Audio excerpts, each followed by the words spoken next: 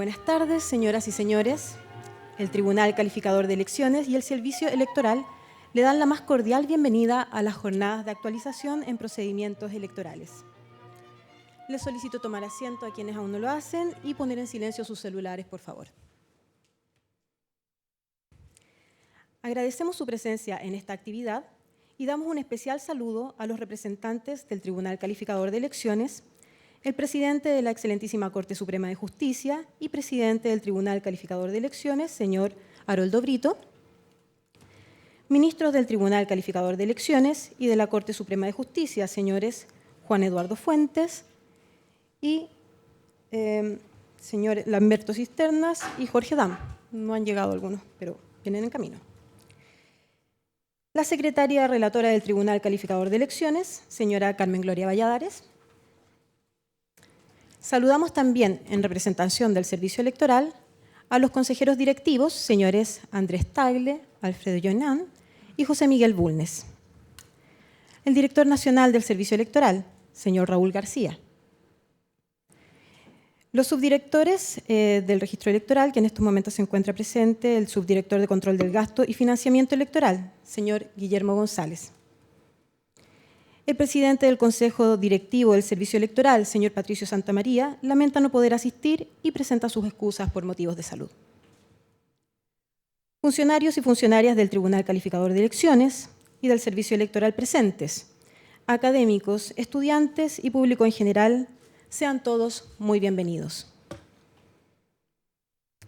En representación del presidente del Consejo Directivo del Servicio Electoral, señor Patricio Santamaría, recibamos las palabras de bienvenida del consejero del CERVEL, señor Andrés Tagle Domínguez. Por favor.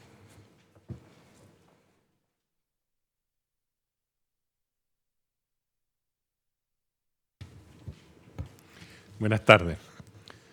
Señor presidente de la Corte Suprema y del Tribunal Calificador de Elecciones, señores ministros del Tribunal Calificador de Elecciones y de la Corte Suprema, señores consejeros del CERVEL, señor director y subdirector del CERVEL, señora relatora del Tribunal Calificador de Elecciones, señores miembros de tribunales electorales regionales, señores expositores, señoras y señores.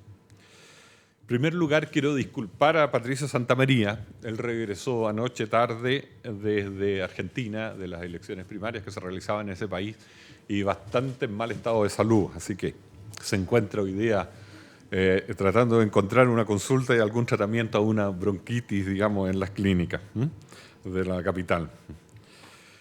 Bien, en relación a las jornadas que nos compete, las nuevas leyes que se dictaron en Chile el año 2015 sobre gasto electoral, ¿ya?, y todas las nuevas regulaciones que implicó, sobre propaganda y también sobre partidos políticos, han sin duda aumentado enormemente el trabajo de los órganos electorales, ¿ya?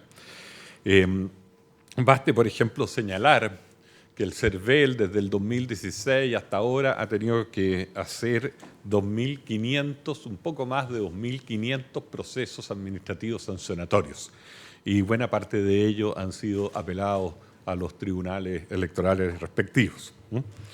¿Ya? Bueno, estas jornadas son para revisar lo actuado, para unificar criterios a la luz de las experiencias de las últimas elecciones y especialmente ante el nuevo ciclo electoral que se nos avecina, tanto municipal el próximo año como el subsiguiente elecciones parlamentarias y presidenciales.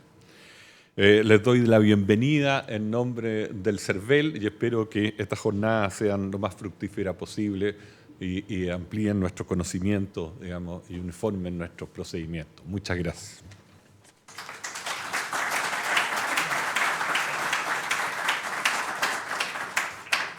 Muchas gracias. A continuación, se dirige a ustedes el presidente de la Excelentísima Corte Suprema de Justicia y presidente del Tribunal Calificador de Elecciones, señor Haroldo Brito Cruz.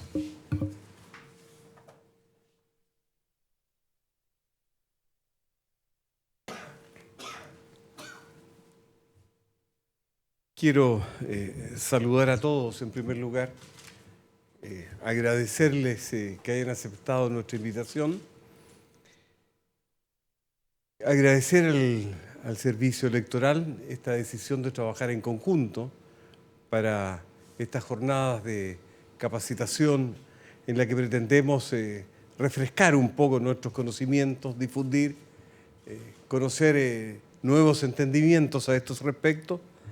Y digo agradecer al CERVEL para trabajar en conjunto, porque lo cierto es que la jurisprudencia y la práctica a nosotros nos hacen entender que se forma un convencimiento muy fuerte, muy acentuado, acerca de que el sistema electoral consta de dos brazos autónomos, pero que confluyen en unos intereses muy fundamentales, cuáles son el ejercicio pleno de los derechos electorales. De manera que pensar en trabajar en conjunto es para nosotros, el Tribunal Calificador de Elecciones, es un atractivo muy fuerte. De manera que, como primera cosa, yo he querido destacar precisamente esa circunstancia. Y les decía ya, agradecer a todos ustedes que han aceptado nuestra invitación. Tenemos un sistema administrativo perfectamente autónomo y tenemos un sistema jurisdiccional que también tiene estas características. Y eso, desde luego, dice relación con un sistema que se preocupa de que los derechos sean plenamente ejercidos. Tenemos una característica muy propia de este país. Todos los grupos intermedios pueden acceder tranquilamente a este sistema de justicia electoral y es una cuestión que nos importa destacar porque es entendemos así, una buena condición para la vida en democracia, cuál es el objetivo final de estas instituciones. La intención era solamente saludarla, destacar nuestra intención, nuestro propósito y nada más. Muchísimas gracias, reitero nuestros agradecimientos, muchas gracias por aceptar esta invitación a trabajar en conjunto. Muchas gracias.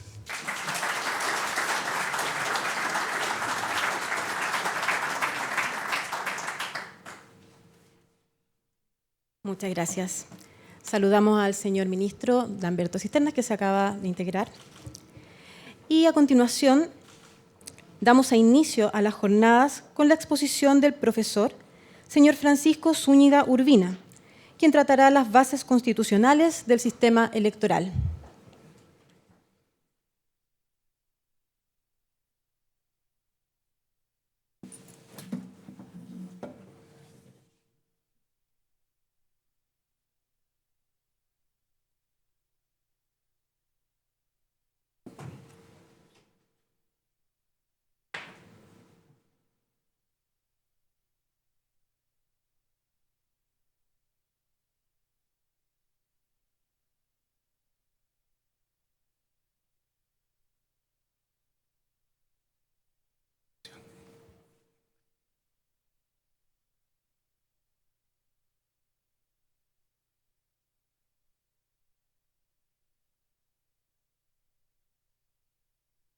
No es esa.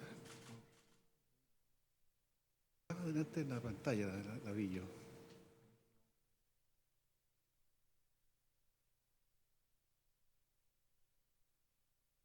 Ahí está. Esas.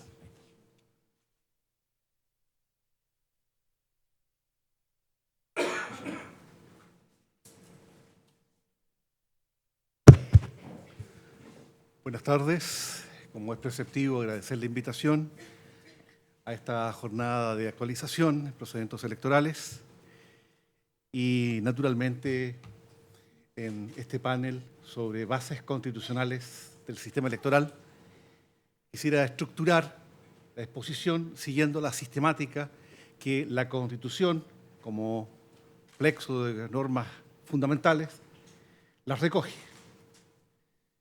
En esta estructura, bases de la institucionalidad, nacionalidad y ciudadanía, derechos de asociación y partidos políticos, servicio electoral y justicia electoral. En cuanto a las bases de la institucionalidad, en las bases de la institucionalidad normalmente lo que se hace es reseñar cuáles son los principios fundamentales del sistema político en general y en particular del sistema electoral chileno. A mi juicio, el artículo basal es el artículo 4. Chile es una república democrática, es probablemente el artículo más escueto de la Constitución y es el que tiene más riqueza dogmática, si ustedes quieren, filosófico-política y teórico-política. Porque es una decisión fundamental acerca de cómo se organiza el Estado en su forma política, en la que el elemento esencial del Estado, el poder político, es sometido a un elemento modal que es la soberanía popular. Y la soberanía popular, es la fuente de legitimidad del poder, pero además es también el mecanismo a través del cual periódicamente el poder político se legitima a través de procedimientos de participación. ¿Cuál es el problema de la Constitución que tenemos? Y es que consagra una contradictoria soberanía compartida. Y yo lo denomino una aporía constitucional. Y esto tiene que ver, naturalmente, con la génesis de la Constitución en un régimen autoritario. El artículo 5 consagra la soberanía popular, la soberanía nacional y la soberanía de la Constitución. Tres conceptos que son difíciles de conciliar, aunque cada uno de ellos tiene una pequeña historia en el derecho constitucional. La República Democrática y la legitimación del poder. La República Democrática supone legitimidad de origen y legitimidad de ejercicio. Y además, identificar cuáles son las técnicas de legitimación del poder. Y así, las elecciones competitivas, libres y sinceras, como las denominaba Duverger, son las técnicas de legitimación del poder en democracias representativas.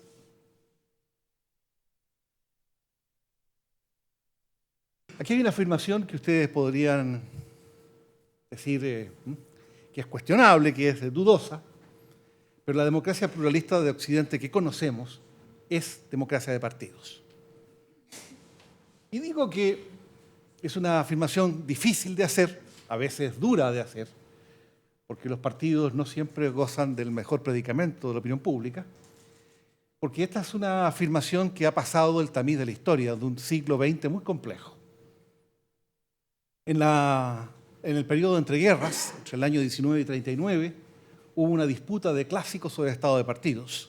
García Pelayo, en uno de sus últimos libros, este tratadista español, compendia esta discusión muy europea, muy germana, el debate entre juristas tan distintos como Kölreuter por una parte y Hans Kelsen por otra. Y la afirmación en plena República de Weimar, en los años difíciles previos a la ascensión de Hitler al poder, de que la democracia representativa es una democracia de partidos.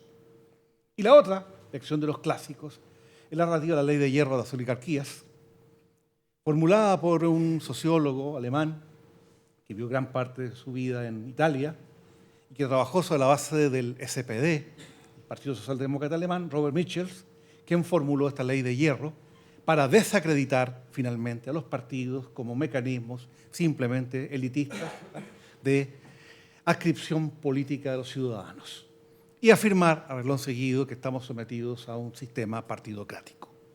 Y esa es una crítica que va muy de la mano de los viejos autoritarismos y hoy día los nuevos populismos. La crítica a la democracia como una democracia de partidos y la crítica al sistema de partidos como una partidocracia.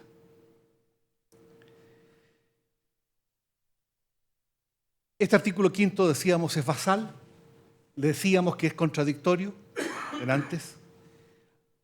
Se asila en la vieja fórmula de la Declaración Francesa de Derechos del Hombre y del Ciudadano de 1789, la soberanía reside esencialmente en la nación.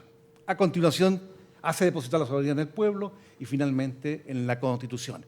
Esta tripartición solo se explica en el contexto autoritario en que la Constitución es formulada. Y a continuación, la regla del artículo 5, inciso segundo, que fue enmendada por la primera reforma de la Constitución del 89, que agregó esta garantía institucional que ha dado tanto que hablar y que nos ha permitido, de algún modo, hacer dialogar la Constitución de origen autoritario con tratados internacionales y derecho internacional de los derechos humanos. Nacionalidad y ciudadanía. Úsenme la brevedad del abordaje de estos temas, pero la amplitud lo exige. Capítulo 2 de la Constitución. Aquí hay una distinción que es clásica, la distinción entre el estatus básico primario de los súbditos del Estado, la distinción entre nacionales y extranjeros. Habría que agregar la patria como un estatus distinto y la distinción con este estatus secundario que es el de la ciudadanía y que da pie a la distinción entre ciudadanos y no ciudadanos. Dichas distinciones resultan relevantes a fin de determinar derechos políticos de que es titular la persona. La plenitud de los derechos políticos se confiere a los ciudadanos chilenos. Esta es una afirmación también compleja que se enuncia por la general porque crecientemente se ha abierto camino el reconocimiento de un estatus mínimo a los extranjeros desde el punto de vista de los derechos. Y solo por excepción los extranjeros tienen limitados sus derechos, no solo sus derechos civiles, sino sus derechos fundamentales.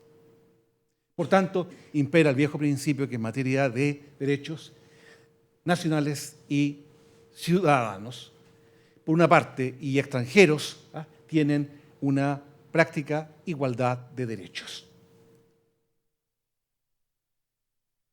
El sufragio activo-positivo, sufragio y el jus honorum, como se le denomina tradicionalmente, es absolutamente pleno respecto de los ciudadanos y, por tanto, respecto de nacionales que han adquirido este estatus secundario. El derecho de asociación en los partidos políticos. Aquí hay un cambio significativo por dos razones. Primero, se trata de un derecho de incorporación tardía, el derecho de asociación.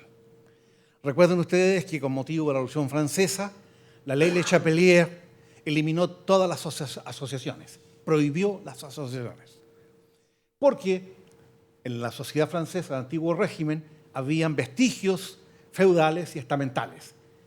Y por tanto, la reacción de la Revolución Francesa y del liberalismo burgués de la época lo que hacía era eliminar los vestigios del antiguo régimen y con ello prohibir cualquier forma de asociación, de gremio, que pudiese quebrar esta idea de individuo como titular de derechos.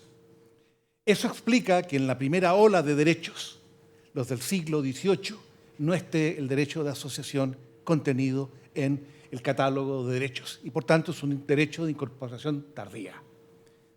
Y allí cito la fuente, la reforma de 1874, el constituyente de 1870 incorporó estos derechos. Y por cierto, variantes del derecho de asociación, como el derecho de sindicación, que es un derecho social, es también un derecho de incorporación tardía, explícita en el Estatuto de Garantías contenido en la reforma de 1971, que es la última gran reforma que tiene la Constitución del 25, antes del golpe de Estado. El derecho de asociación es un derecho dual, complejo, de una dimensión positiva, negativa. Es derecho de asociación, pero tiene libertad de asociación. Es un derecho civil que abre una puerta al derecho político de asociacionismo político. Sin embargo, aquí hay una advertencia. Y es que en el contexto político en que la Constitución de 1980 emerge, no hay reconocimiento de las asociaciones políticas. La mayoría de las constituciones europeas, en el marco del derecho de asociación política, distingue entre partidos políticos y demás asociaciones políticas. Eso no tiene cabida en nuestro país y por eso es que la Ley Orgánica de Partidos Políticos, ustedes bien saben, restringe la actividad político-partidista a los partidos políticos. Y las actividades al margen de esa definición de lo que es político-partidista no es lícita que sea ejercida por asociaciones que están fuera del marco que la Constitución recepciona. Pero es una carga que tiene que ver con el origen autoritario de la Constitución del 80. Aquí recojo una definición muy amplia, en mi juicio, la de Humberto Nogueira sobre esta cuestión. No voy a retenerme en ella. El PPT va a ser distribuido a todos ustedes. Sí poner de relieve un punto. Es que el derecho de asociación experimenta un pequeño cambio, con la reforma constitucional de 1989. Antes de la reforma, que es la primera reforma, la Constitución de 1980, aquella que es pactada con motivo del resultado de octubre del año 1988. Esa primera reforma constitucional hizo dos cosas. La primera fue derogar el viejo artículo 8 de la Constitución, el que restringía el pluralismo político e ideológico y el pluralismo organizacional. De manera muy notable, le encomendaba al Tribunal Constitucional la sanción a las infracciones de ese artículo, y hay 3 sentencias del Tribunal Constitucional declarando la inconstitucionalidad de movimientos, del Movimiento Democrático Popular y de uno de sus dirigentes, Clodomiro Almeida Medina, que están naturalmente como sentencias un poquito en una mala historia de la jurisdicción constitucional en el pasado en Chile. Esa mala historia fue, de algún modo, puesta fuera de la Constitución con la reforma del 89, que eliminó el artículo 8 y modificó el artículo 19, número 15, para establecer un conjunto de regulaciones sobre partidos políticos, su financiación, y consagrar, por vez primera en el marco de la Constitución del 80, el pluralismo político. Y esa es una reforma súper importante, consagrar el pluralismo político. Sin embargo, el viejo artículo 8 es trasladado como cláusula de protección de la democracia constitucional bajo una redacción distinta, bajo un sentido distinto, al mismo artículo 19, número 15, incisos 6 y 7.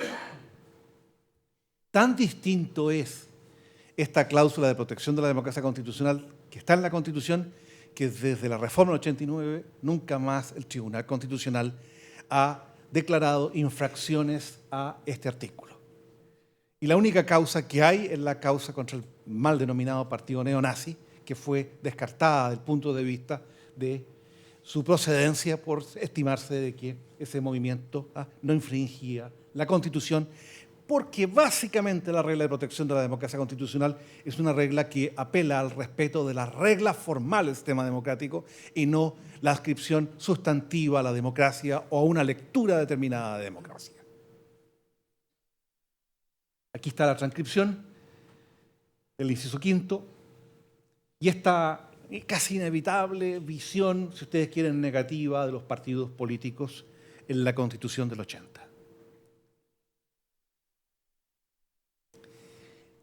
Este es el agregado de la reforma del 89, la primera reforma a la Constitución del 80, esto de garantizar el pluralismo político. Esto es nuevo, es valioso desde el punto de vista histórico comparado con lo que era el texto primitivo de la Constitución.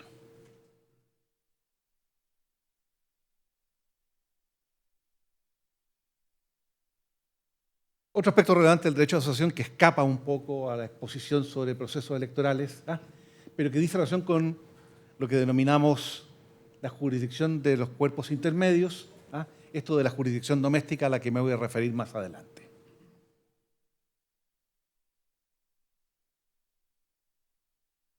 Servicio electoral y justicia electoral, capítulo 9 de la Constitución.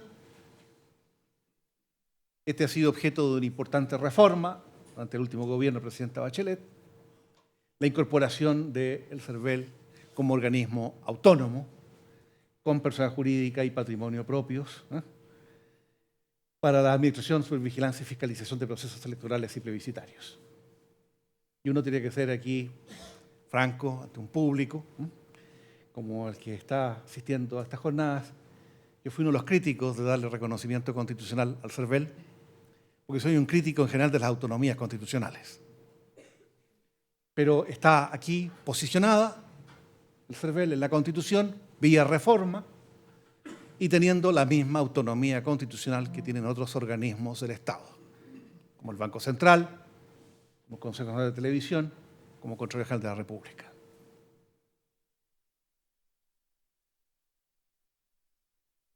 Esta autonomía constitucional, de algún modo, viene a sumar la vieja autonomía legal de que gozaba de décadas el servicio electoral, tanto como servicio electoral y antes como registro electoral.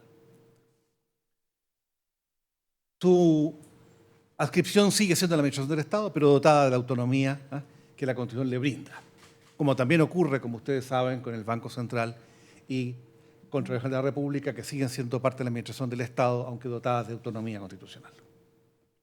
Y esto es importante, la última afirmación contenida en esta lámina, la jurisprudencia reciente del Tribunal Calificador de Elecciones ha sometido al CERVEL al control judicial de esa jurisdicción.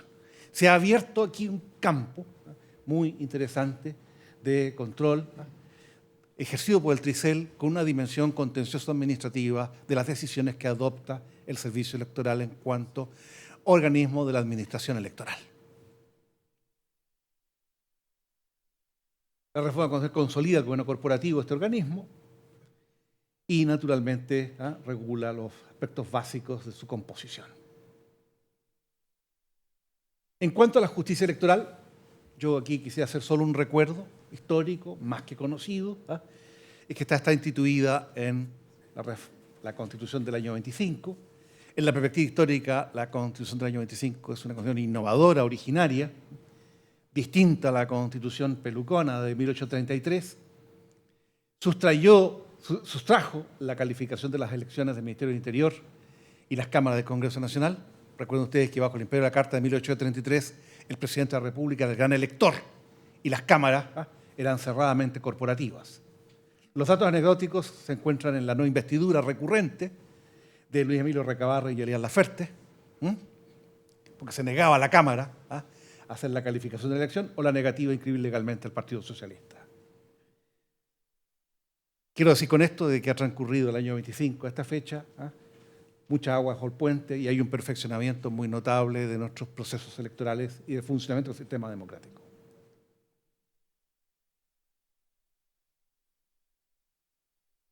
El Tribunal Calificador de Elecciones y otro conjunto de reformas electorales que no voy aquí a reseñar jugó un papel muy importante en el proceso que puso fin a la oligarquización, la plutocratización y partidización de la política y a las limitaciones al sufragio. Si uno quisiera representar, por tanto, la evolución de nuestro sistema político a la luz de la participación y la apertura a la participación y a la limpieza de los procesos electorales, sería una curva ascendente. La Constitución del 80 sumó a los tribunales electorales regionales a la jurisdicción electoral. Este es un cambio que no deja de ser llamativo y uno tendría que meterse a la máquina del tiempo, el Doctor Who, viajar en el tiempo y ver por qué se instituyeron los tribunales electorales regionales en la Carta del 80. Y hay allí un resabio en el régimen que cuaja en la Constitución del 80, que es un resabio corporativista. Yo les recuerdo que hasta antes de la reforma del año 91, la representación a nivel municipal y a nivel regional era corporativa, no era política representativa. Los COREDES, los Consejos Regionales de Desarrollo, y los CODECOS, los Consejos de Desarrollo Comunal, eran mecanismos de representación corporativa o funcional. Y eso, de algún modo, es una reminiscencia en la institucionalidad heredada de la dictadura de un fascismo nacional católico de tipo corporativo, funcional, como el que hubo en Francia, en España con Franco y en Portugal con Oliveira Salazar. Resabio que fue perdiendo importancia en la década del 80, pero que en la declaración de principios de la Junta estaba muy claro en el año 74 y también en el discurso de Chacarillas. Esto cambió profundamente este tipo de representación y el tipo de conflictos que conoce la jurisdicción electoral a través de tribunales electorales regionales con las reformas del año 91 de la Constitución, capítulo 4 actual, y las leyes orgánicas constitucionales sobre gobiernos regionales y municipales del 92, que suprimió la reminiscencia corporativista o funcional y estableció la representación política en la generación de los cargos electivos a este nivel. Y las últimas elecciones lo que han hecho es simplemente ampliar y distinguir entre elecciones uninominales y plurinominales para proveer cargos de representación a nivel local y regional. La competencia está reseñada en la Constitución de manera muy sumaria de ambos tribunales y desarrollada en la ley, naturalmente, y en el muy enjundioso autoacordado que el tribunal ha dictado sobre sus procedimientos. Conclusiones. La República Democrática es una decisión fundamental de la Constitución acerca de la forma política del Estado. Chile es una república democrática. Segundo, los derechos políticos y el estatus de ciudadanía, así como las técnicas de participación política, elecciones generales, elecciones administrativas como las que tendremos el próximo año, elecciones municipales, plebiscitos, consultas, tienen una conexión con la forma de Estado de la soberanía como fuente de legitimación del poder. Tercero, los partidos políticos son una parte esencial de la democracia representativa y las reformas del gobierno de Bachelet han contribuido a una financiación pública de los procesos y a una mejor transparencia de estos y de partidos políticos. Cuarto, CERVEL y TRICEL son parte de la organización estatal que hace posible el funcionamiento de la democracia representativa, la legitimidad democrática del poder y el ejercicio de derechos políticos, sea haciendo posible procesos electorales exitosos o resolviendo conflictos jurídicos asociados a estos, con la autonomía e independencia que les caracteriza. Muchas gracias.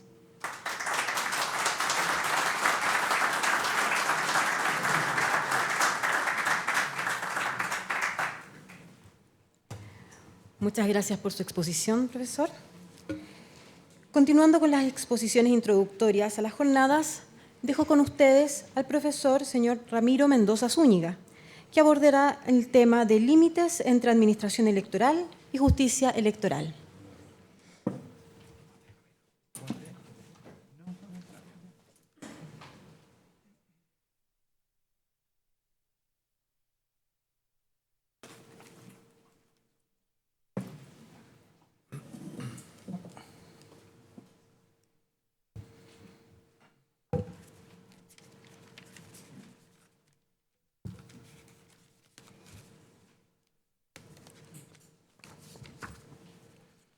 Muy buenas tardes.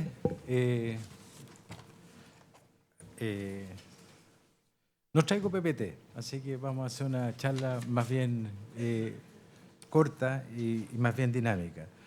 Me ha pedido primero agradecer la invitación, y creo que es una muy buena señal. Yo creo que ya lo avisoran a partir de lo que decía Francisco Zúñiga en su presentación. Lo que se nos ha ido produciendo en Chile es una tremenda pléyade de contenciosos administrativos, ¿eh? Es decir, durante muchos años nosotros tuvimos la sensación de que era muy difícil acceder a la impugnación en sede jurisdiccional y hoy día no hay nadie que no quiera ir a sede jurisdiccional, ¿eh? En consecuencia, y eso no es una exclusión, ni va a ser una exclusión en el mundo de los conflictos contenciosos electorales. Y de hecho, hay muchos conflictos contenciosos electorales y van a venir muchos más conflictos contenciosos electorales. En consecuencia, ese es un dato anunciado.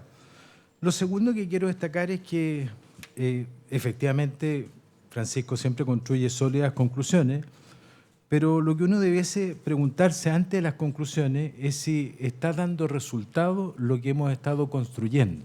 Es decir, toda en realidad la capacidad institucional que pusimos detrás de los esfuerzos constructivos de una calidad o de mejor calidad en nuestra democracia, todos los esfuerzos constructivos que pusimos en el financiamiento de la política, de los partidos políticos y del desarrollo de la política, si esto está funcionando. Uno podría tener una noción súper positiva, pero cuando uno se va a las últimas indicadores, el Latinobarómetro, la encuesta CEP, para qué hablar de las encuestas de CADEM, digamos, en el último tiempo, lo que nos aguijonea en todo el tiempo, es la confianza en las instituciones.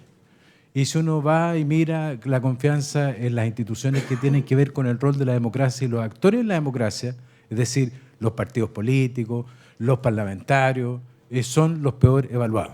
Entonces uno tendría que decir, oye, no nos está funcionando. O sea, si antes teníamos un financiamiento espurio de la política por parte de los privados, hoy día hay un financiamiento correcto desde el Estado hacia el mundo de la política, pero sin embargo seguimos teniendo poca confianza en la política. Y eso es un tema de arquitectura, es un tema de conducta, es un tema de diseño de políticas públicas. Y lo otro que también yo creo que hay que tener presente es que muchas veces hacemos un depósito de confianza en el paradigma de la ley. Y no nos damos cuenta que el paradigma de la ley no siempre se relaciona, por así decirlo, en un ecosistema normativo. Entonces tenemos dos cosas, digamos. Tenemos muchas leyes, porque aquí hay muchas leyes. Cuando les digo muchas leyes es porque hay muchas leyes. ¿Eh? Y por el otro lado tenemos leyes que son extraordinariamente complejas en su entendimiento. Es decir, tenemos una disociación en el lenguaje de los destinatarios de las leyes y de los destinatarios de los ciudadanos, que son quienes tienen que tener la confianza en las leyes, en la aplicación de las leyes, en el entendimiento de las leyes. Dato aparte, y esto es en realidad un elogio al Tribunal Calificador de Elecciones, no hay nada más entretenido que leer la sentencia del Tribunal Calificador de Elecciones. ¿Eh? No porque me gusten, sino porque a veces me toca leerlas. Y son sentencias sencillas, diáfanas, en un lenguaje claro, con una explicación sistémica. Es decir, la sentencia del Tribunal Calificador de Elecciones, y esto no es una crítica, aunque sí lo es, digamos, no son como las del Tribunal Constitucional, digamos, ¿eh?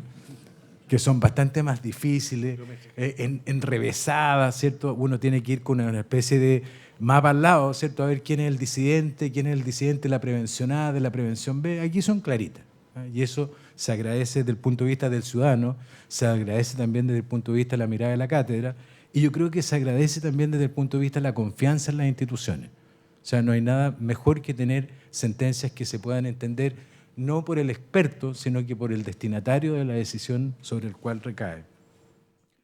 Y cuando digo compleja, yo les quiero leer, y aquí le puse leerlo, ¿eh? Y aquí me van a perdonar, pero voy a leer que el visto del decreto con fuerza de ley número 5, que fijó el texto refundido, coordinado y sistematizado de la Ley Orgánica Constitucional sobre Sistema de Inscripción Electoral y Servicio Electoral. Porque uno nunca lee los vistos, no sé si se han dado cuenta, uno siempre pasa a buscar el artículo, digamos, ¿eh? Le voy a leer los vistos, ¿eh? Puede ser una lata, y con esto termino mi exposición quizás, ¿eh? Lo dispuesto en el artículo 64 de la Constitución Política y en lo dispuesto en la Ley 18.583, orgánica constitucional, que fija la planta de servicio electoral y modifica la Ley 18.556, la Ley 18.655, que modifica las leyes orgánicas constitucionales 18.556, 18.583, la Ley 18.822, que modifica la Ley Orgánica Constitucional sobre el Sistema de Inscripción Electoral y Servicio, la ley son como 28 cuerpos legales. Caramba, qué complejidad, digamos. Caramba, qué complejidad. ¿Y qué surge esta complejidad en este ecosistema normativo? Surgen diversos actores que en lo administrativo, lo dijo sumamente bien Francisco, aquí, y yo también comparto la tesis de Francisco de que tantos regalos de autonomía constitucional nos están generando tantos estados como son las autonomías constitucionales. Entonces, al final, porque la autonomía constitucional, no sé por qué, que es una independencia autonómica respecto al presidente de la República, se transforma en una independencia reactiva respecto de cualquier otro control.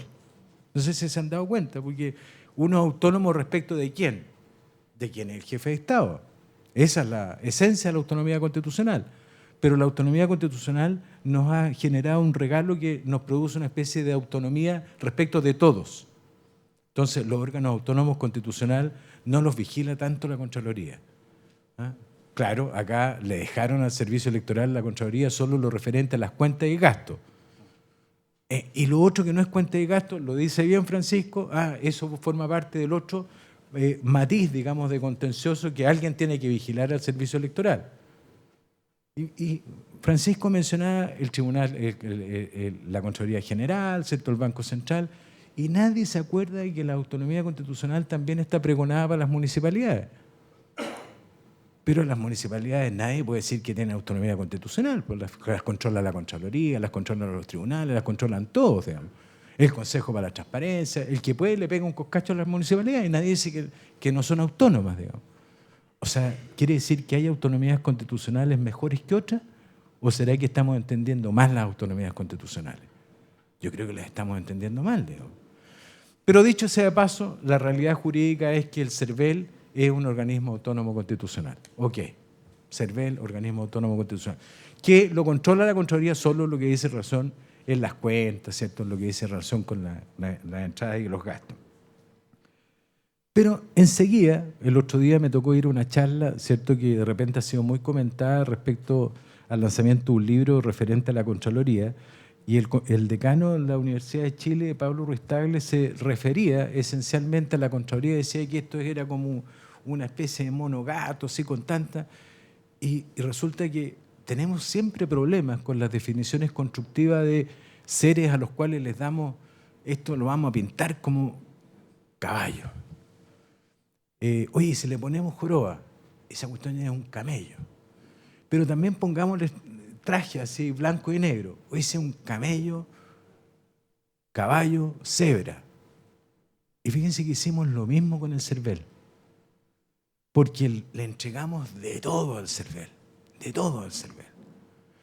Y quiero hacer en materia de administración electoral algunas miradas de los roles que tiene el CERVEL. Tiene roles declarativos, desde luego, declara las candidaturas.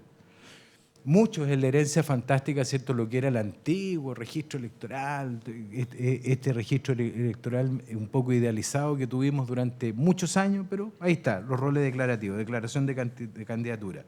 Tiene roles normativos, reglas de gestión e inversión en materia de financiamiento, instrucciones generales, aprobación del reglamento de las elecciones internas, resoluciones que dicen relación con la matriz del gasto electoral, tiene roles decisorios, resuelve oposiciones de partidos políticos, hace una adscripción que si uno lo mirara desde el punto de vista distributivo, de a quién le corresponde algo, es como si fuera juez, resuelve decisiones. Ordena, es ordenador, le ordena al alcalde el retiro de propagandas que no están autorizadas, pero al alcalde también le ordena a Carabineros, al alcalde también le puede ordenar la Contraloría General, porque además en esta cuestión no solo que sea el único órgano, sino que es el órgano que también tiene competencias concurrentes con otros órganos. Lo que además le supone al ciudadano, uno podría pensar, oye, la facilidad va a cualquier parte, es que al final no sabe dónde ir. Entonces el ciudadano anda dando vueltas, digamos, porque empieza a correr el anillo.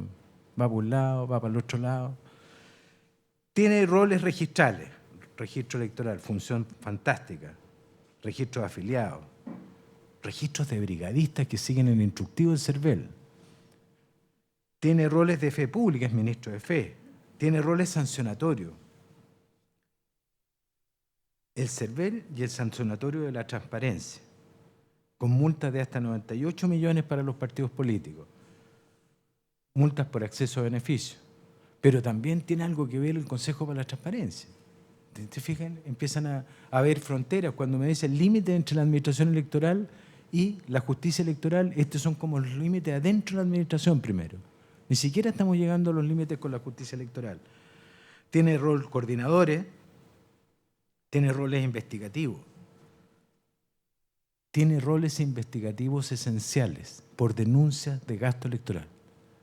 Es un gran investigador, o debiese serlo, o debiese apuntar hacia eso.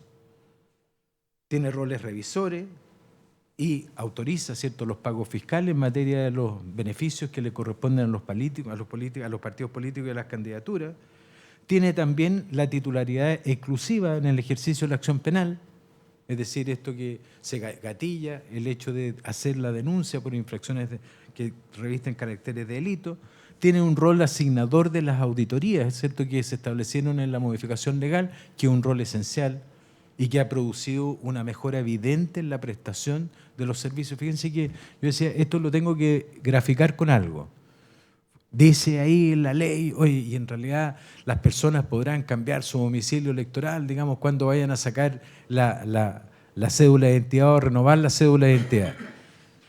Yo estoy tan acostumbrado a que nadie cumple los registros en Chile, que yo dije, esta cuestión debe ser un cuento, digamos. Y renové la cédula de identidad la semana pasada y lo que primero me pregunta el oficial, me dice, ¿va a cambiar su domicilio electoral? Le dije, está funcionando. Está funcionando.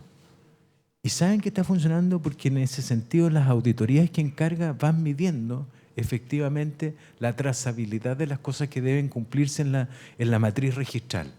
Y eso es una tremenda noticia. Todos estos roles son muy complejos para una entidad. Esta entidad los deposita en tres subdirecciones. Pero en realidad debieron haber sido dos. Una subdirección de fiscalización y una subdirección de operación. Pero en tres subdivisiones las 3 subdivisiones pueden hacer en el marco de sus competencias desconcentradas o delegadas por parte del Consejo el ámbito, entre comillas, investigativo que corresponde a la función de la subdivisión. Y en consecuencia pueden cada una entrenar competencias fiscalizadoras distintas, lo que es un desgaste y una pérdida de oportunidad para una organización. En consecuencia, uno diría, oye, aplíquense a ordenar esa cuestión. Porque en realidad lo que va a venir en el mediano plazo, cuando la gente logre entender que hay un sistema que puede funcionar, cuando la gente logre entender esta complejidad normativa y cuando de una u otra manera nos saquemos la careta de la desconfianza, el CERVEL puede ser un gran apuntador a la confianza de la calidad de la democracia en Chile. Y en realidad yo creo que ahí hay algo que hacer. Y otro que puede intervenir curiosamente es la Contraloría también. La Contraloría también puede, porque todo lo que dice relación con la conducta de los funcionarios públicos, lo que dice relación con la transgresión de las leyes que está obligada a velar el servicio electoral, puede ser perseguida en sumario por la Contraloría General, que puede llegar a proponer sanciones que no pueden ser modificadas, y eso es una cosa rara, que no pueden ser modificadas por la autoridad competente que debe aplicar la sanción, sino mediante una resolución fundada que explicite el por qué no sigue el criterio de la Contraloría. Contraloría, Servicio Electoral, Justicia Electoral. Y en Justicia Electoral, yo creo que tal como decía Francisco, hay una muy buena noticia. Primero, un principio de impugnación abierto. Es decir, hoy día no hay que hacer un agotamiento de fases administrativas para pasar a la impugnación en la sede jurisdiccional en los ámbitos concursales directos a través del Tribunal Calificador de Elecciones cuando le corresponde o de los tribunales electorales regionales. O sea, primero, la legitimación activa en materia de impugnación judicial es bastante amplia y eso es muy bueno. Lo otro que yo creo que hay que también darse cuenta es que se ha producido una especificidad de la justicia electoral en la aplicación de sus principios. Y eso es bien relevante y lo traigo a consecuencia de una sentencia que fue sumamente interesante y que dice relación con el cuadro electoral o con el padrón electoral de la Universidad de Santiago de Chile en la elección de la última elección de rector. Porque en esa sentencia, y en lo que ha dicho después el Tribunal Calificador de Elección, se le dio en realidad cabida a algo que no había sido expresamente dicho, que es a la primacía de la realidad para la decisión jurisdiccional. Es decir, toda esta cuestión, oye, en realidad es la voz, en realidad son contratos de trabajo o son nombramientos o en realidad es personal docente, en realidad, si bien es cierto no es menos cierto, no, o sea, la justicia electoral dijo no, primacía de la realidad. Aquí hay una voluntad del legislador de extender, digamos, desde el punto de vista de quienes forman parte del verdadero padrón electoral de una universidad. No me vengan ustedes, digamos, con chiquiñuelas de la Contraloría, del derecho administrativo, ese medio. No. El principio de interpretación constitucional de la calidad de la democracia electoral tiene que ser siempre en un principio abierto desde el punto de vista de que puedan ser más los que participen, a restringir sobre la base de interpretaciones administrativas complejas que se desapartan de la voluntad del legislador. También eso forma parte no solo de la primacía de la realidad, sino que forma parte de un nuevo principio que uno podría decir que es el principio de la consistencia. Uno tiene que ser consistente cuando falla electoralmente. Es decir, tienen que darse en la decisión electoral, de justicia electoral, tiene que darse primacía de la realidad, tiene que darse consistencia y tiene que darse un sentido de expansión de los padrones desde el punto de vista de la calidad de la democracia. Y esas 3 cosas tienen que alinearse. No lo dicen así, lo interpreto yo, pero lo que están diciendo es eso. Espero que sea eso. Y lo otro que es bien importante como principio de la decisión de la justicia electoral es que esta cuestión que nos cuesta entender, que es la apreciación como jurado. Es decir, porque nosotros normalmente hemos estado siempre amarrados a la construcción teórica en nuestras clases de derecho, ¿cierto?, de la prueba tasada, y esta cuestión de pasar a la construcción de de la apreciación de la prueba como jurado. Es decir, de que lo que yo tengo que tener son razones de lógica y razones que son inmanentes e inherentes al sistema jurídico en el cual estoy. Por eso he hablado de un ecosistema normativo.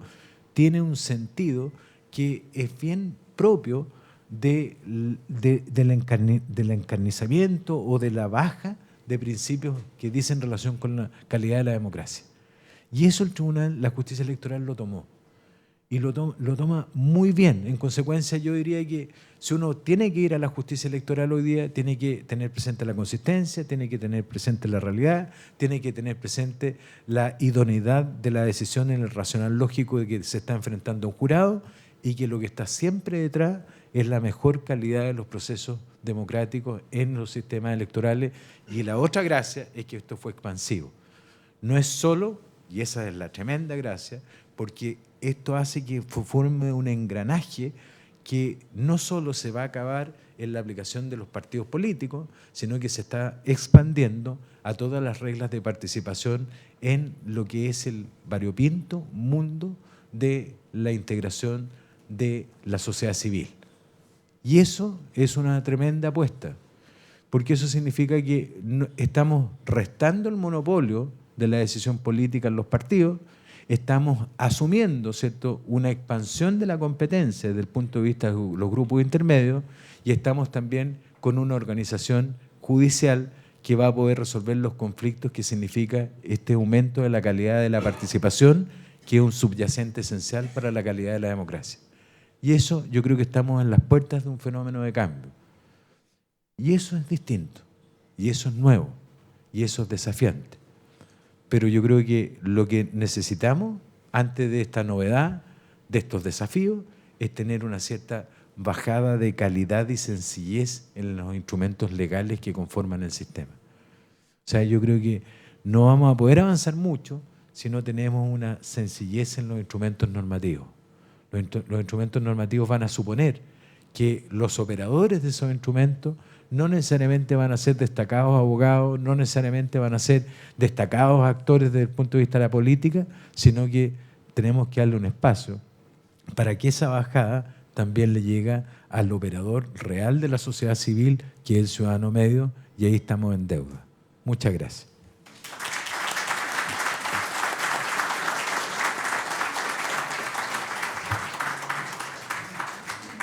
Muchas gracias por su exposición, señor Ramiro Mendoza. Agradecemos la presencia del presidente del Tribunal Calificador de Elecciones, señor Aroldo Brito Cruz, y de los ministros de la Excelentísima Corte Suprema, señores Juan Eduardo Fuentes, Lamberto Cisternas y Jorge Dam Oyarzún, quienes tienen otros importantes compromisos que atender en estos momentos. A pleno. Cerrando la introducción a las jornadas, el profesor Luis Cordero Vega se referirá al notable abandono de deberes y faltas a la probidad en el ámbito municipal.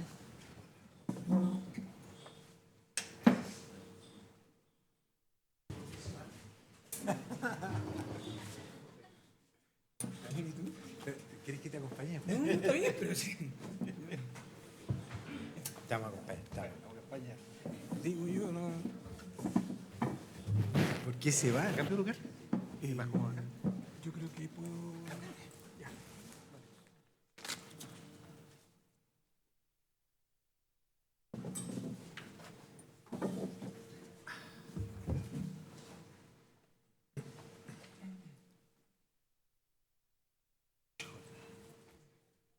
Ya.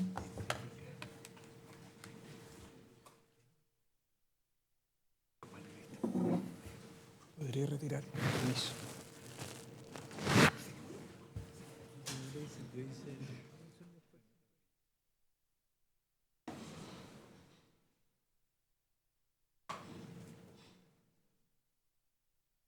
Bien.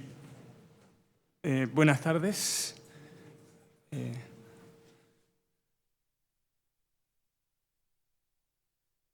está. Muchas gracias por la invitación al Tribunal Calificador de Elecciones y al Servicio Electoral. Hay algunas cosas con las cuales no estoy de acuerdo de lo que se ha dicho, pero da lo mismo porque yo no voy a hablar de sistemas electorales. Pero sí podría decir algo, voy a contar solo una anécdota que habla un poco de la particularidad de mi presencia hoy. Hace algunos años, hace bastantes años diría yo, en un seminario de Derecho Administrativo en México, un distinguido profesor mexicano me preguntó y dime, oye, ¿quién es el experto de Derecho Electoral en Chile? Y yo le dije, pero ¿por qué me pregunta eso? Sí, porque ya lo más importante del derecho administrativo es el derecho electoral. Años después estoy en este seminario, ¿no? Es una cosa bien que no es trivial. Pero vengo a hablar de derecho administrativo y no de derecho electoral. Me han pedido que hable sobre notable abandono de deberes e infracción a la probidad en el ámbito municipal. Y lo voy a hacer a partir de las dos reglas que existen en la actualidad. Probablemente muchos de los asistentes acá conocen con más detalle parte de esta discusión. Lo que nosotros tenemos son dos reglas que se encuentran establecidas en la Ley Orgánica Constitucional de Municipalidades, tanto para los alcaldes como para los concejales, en cuyas causales de cesación en sus cargos se encuentra establecida la causal de notable abandono de deberes y una cláusula que se suele olvidar, pero que ha sido progresivamente cada vez más importante en la jurisprudencia de los tribunales electorales y del Tribunal Calificador de Elecciones, que tiene que ver con las infracciones a la probidad administrativa, ¿no? Y voy a tratar de hacer la conjugación de ambas cosas porque me parece que son determinantes para comprender parte del debate jurisprudencial que nosotros tenemos en la actualidad. El hecho de que Ramiro y Francisco estén acá también es útil porque de alguna otra manera refleja parte de las discusiones centrales del último tiempo en el derecho público chileno. Yo lo diría que para poder entender el marco conceptual que está detrás de este debate hay 4 cuestiones que uno debiera tener en consideración. La primera, que tiene que ver con la autonomía municipal, en algo Ramiro lo adelantó, pero el hecho central del régimen de autonomía es que la racionalidad que subyace a esto es que en principio a aquellas autoridades públicas que tienen legitimación democrática directa, que sería el caso de los municipios, no pueden ser removidos de sus cargos de acuerdo a las reglas generales del régimen de empleo público, ¿no? Esa sería como la idea que está detrás de esto. La pregunta entonces, ¿quién la tiene? ¿Quién debiera tener esa atribución? Bueno, la regla legal que nosotros tenemos es que debe ser una facultad que esté encomendada a un tribunal, ¿no? Pero en rigor estamos hablando de regímenes de remoción. Lo segundo es que buena parte del debate durante largos años, y de hecho probablemente durante muchos de los debates más de la práctica jurisprudencial, han estado concentrados en la causal notable abandono de deberes, ¿no? Una causal que tiene un largo historial en el derecho público chileno, particularmente en el derecho constitucional, y que tensiona, porque no es el único sector en el cual se aplica, tensiona de algún modo la comprensión de las obligaciones de las autoridades de las cuales estamos hablando versus el estándar en concreto que a ellas se les puede hacer, ¿no? Y es bien distinto utilizar el notable abandono de deberes como un estándar jurídico racionalizado por el derecho, eso sería lo que hace un tribunal, que el notable abandono de deberes como una evaluación contingente del desempeño de una función, que es lo que podría subyacer a la causal que está en la acusación constitucional, ¿no? Porque el organismo que ejecuta o que evalúa esa causal es el Congreso. Y por eso, sobre esta causal existe una amplia discusión en la jurisprudencia y en la literatura durante muchísimos años. Y como recordarán, dado que este es un foro experto en esta materia, cuando se modifica la ley de municipalidades y se discute sobre esta causal en un momento determinado, el notable, como criterio de cuantificación, ¿no? Que trata de suprimirse, la verdad es que finalmente no prospera, porque si el simple abandono de deberes no podría ser en algún modo constitutivo de causal de término de la relación de empleo público o en este caso de la cesación de funciones, ¿no? Por lo tanto, el elemento de la cualificación y de la gravedad y de la recurrencia que sobre ella tiene, que existe una larga jurisprudencia hasta antes de la modificación legal de la ley 20.472, responde a esta idea entonces de cómo cualificar esa causal. La tercera, sin embargo, el tercer elemento clave es el de probidad administrativa.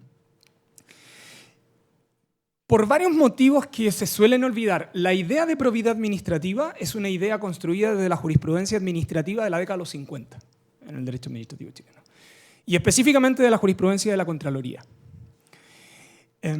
Cuando a finales de los 90 el Congreso finalmente aprueba la primera agenda de probidad importante que viene de la Comisión de Ética Pública, entonces la definición de probidad se trata de objetivizar un poco más, pero además se extiende, y en esa extensión entonces se incorpora también como causal de cesación de empleo en estos ámbitos. Pero en el caso de la administración pública esto es bien determinante. Porque hasta antes de la Ley de Probidad del 99, la pregunta que había es si las causales de destitución eran taxativas o no. Era una discusión que tenía una abundante cantidad de jurisprudencia en la Contraloría, poca jurisprudencia judicial, pero mucha jurisprudencia de la Contraloría. Lo que hace la regla del 99 es decir, no, vamos a permitir destitución en aquellos casos donde hay infracción a la probidad. El problema, sin embargo, es que esa taxatividad pasa a ser o se diluye cuando el concepto de probidad termina también como una cláusula muy ambigua y general, ¿no? Algo de eso voy a mostrar más adelante. Pero esto es bien determinante porque si hay algo que identifica el derecho administrativo chileno, no solo es la Contraloría, sino que es la idea de los deberes públicos de sus funcionarios. Y la síntesis de esa idea está en ese concepto que originalmente fue desarrollado por la jurisprudencia desde la década de los 50, en el caso del siglo XX, ¿no? Y lo tercero tiene que ver con el rol de la justicia electoral, de la cual Francisco y Ramiro ya han hablado con detención, y sobre todo el rol de la valoración de los hechos como jurado. Eso es relevante, Ramiro ya lo ha planteado, pero de alguna otra manera libera ciertos márgenes de apreciación, ¿no? Solo en la apreciación del derecho. Yo diría que esas 4 cuestiones son bien determinantes. Como bien saben, el notable abandono de deberes, ahí yo hice una como clasificación de colores, ¿no? Hoy día es una cláusula tasada legalmente, ¿no? Hay múltiples estudios a propósito de acusaciones constitucionales. Francisco está entre uno de ellos. Cada acusación constitucional, esto es particularmente importante en el caso de la acusación constitucional, en el caso de los ministros de la Corte Suprema, por ejemplo, tensiona la discusión de qué se debe entender por notable abandono de deberes. Y lo que hizo la reforma de esta ley fue tratar de sistematizar al menos 2 de los criterios que hasta ese momento el Tribunal Calificador de Elecciones había madurado, ¿no? El primero tiene que ver con la transgresión manifiesta, significativa, recurrente, es decir, un incumplimiento de deberes que subyace al final del día a la idea central del cumplimiento de las funciones de un alcalde o un concejal. Y la segunda de ellas tiene que ver con incumplimientos que suponen resultados, ¿no? El primero tiene que ver con la idea de la infracción manifiesta recurrente de los deberes genéricos y el segundo supone infracciones que suponen resultados y suponen resultados de afectación grave, por cierto, en el patrimonio municipal. Y si ustedes se detienen en que afecten gravemente la actividad de la municipalidad destinada a la satisfacción de necesidades básicas de la comunidad, que no es sino reconocer ahí la cláusula de servicio público, la idea de continuidad del servicio público, es decir, lo que usted infringe de modo tal que finalmente lo que está afectando es la continuidad del servicio público. Lo que pasa es que en el tráfico regular de la administración, y particularmente en el tráfico de los municipios, que son como pequeños estados, ¿no? La cantidad de incumplimientos cotidianos, quizás por hora, que pueden tener son muchos. Entonces, las posibilidades que nosotros pudiéramos extender esta cláusula sería muy severa, ¿no? Y de ahí, en consecuencia, que la tercera causal es una causal muy, muy tasada y que probablemente es muy idónea específicamente a un conflicto municipal, que es el que está vinculado a la omisión reiterada del pago íntegro y oportuno de las cotizaciones previsionales, que si ustedes se detienen por un segundo, sale de la idea de matriz general que suponen los 2 criterios anteriores. Si uno mira la jurisprudencia con posterioridad al Tribunal Calificador de Elecciones, de alguna otra manera el tribunal lo que ha hecho es seguir profundizando en los matices de estas 2 primeras causales como factores determinantes. Sin embargo, lo que se olvida es que la segunda de las causales es probablemente la más severa. La más severa mirado desde el punto de vista del funcionario afectado, ¿no? Y es el estándar de probidad administrativa, porque el estándar de probidad administrativa, no solo que es la definición legal de la Ley Orgánica Constitucional de Bases, ha sido especificado, ha tratado de ser desmoralizado, ¿no? La definición original era una definición que estaba muy vinculada al desempeño moral, ¿no? Lo desvincula, la desmoraliza y la vincula al cumplimiento de las obligaciones preeminentes del cargo. Y esto creo que es importante porque el artículo 62 de la Ley Orgánica Constitucional de Bases Generales de la Administración, que yo se los traje ahí solo para que lo recuerden, es un listado no taxativo, pero que define el contexto de gravedad de lo que deben constituir las infracciones a la probidad.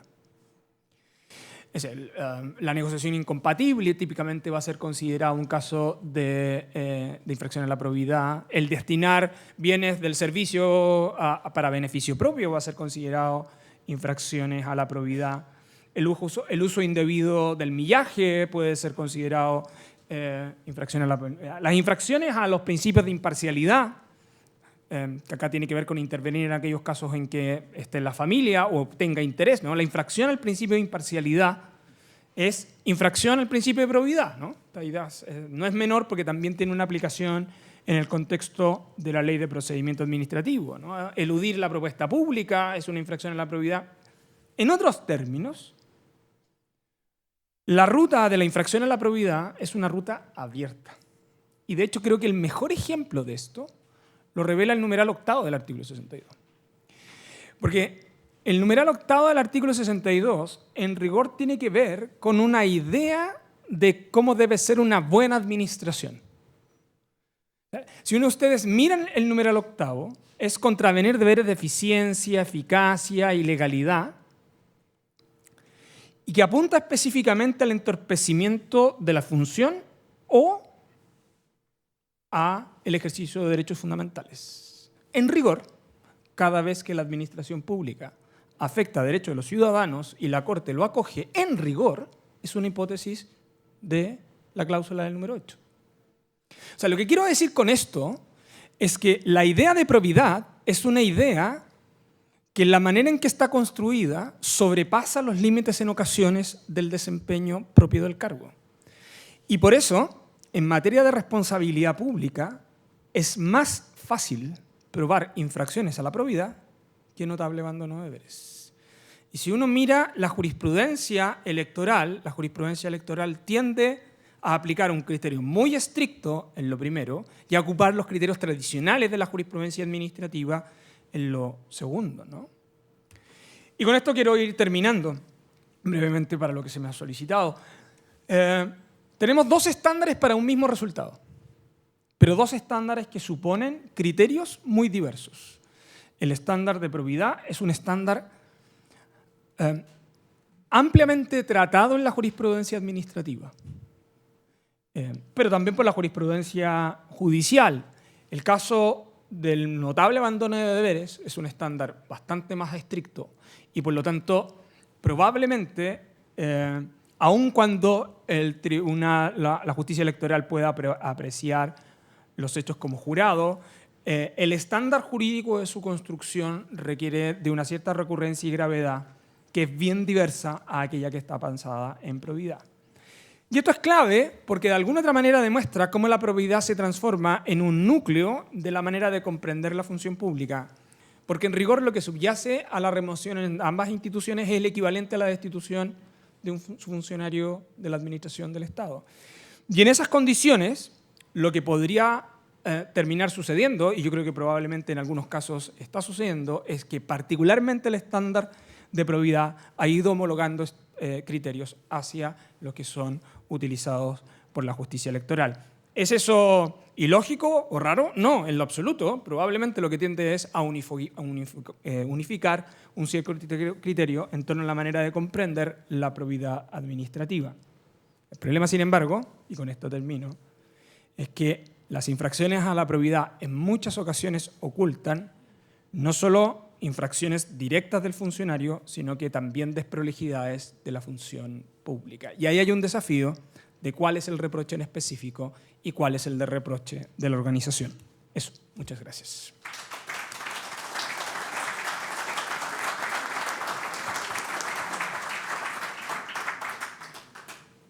Muchas gracias por su presentación, señor Luis Cordero. Agradecemos también la presencia de los consejeros del Servicio Electoral, señores Andrés Tagle, José Miguel Bulnes y Alfredo Llonán, quienes tienen compromisos que atender. Pero en estos momentos, señoras y señores, antes de continuar, les invitamos a un coffee break que se servirá en el salón de entrada de esta multisala. recordándoles que reiniciamos en 15 a 20 minutos para no retrasar el programa, por favor. Muchas gracias. No, voy a dejar su novela.